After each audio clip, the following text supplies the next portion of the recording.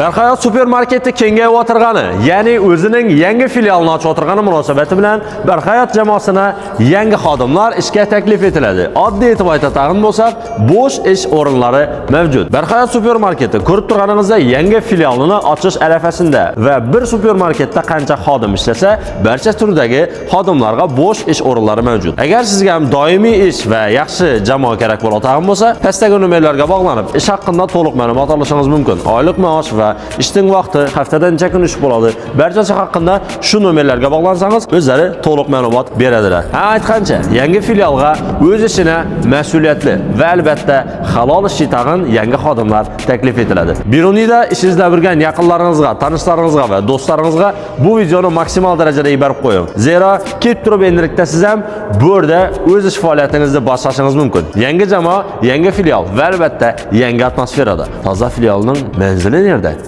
desangiz, yangi filialning manzili buyog'imiz yo'lning yonida hammamiz bilgan oldingi Rayhon do'kon. Buyog'imiz esa 49-maktab. Orqamizda esa hammamizga ma'lum bo'lgan Oblaka Pizza. Barchani yangi jamoada va yangi ish faoliyatida kutib qolamiz. Podpiska bosib qo'yishingizdan chiqmasin. Shunda Biruniyning ichida sizga kerakli narsalarni hammadan birinchi o'pib bilib qolasiz.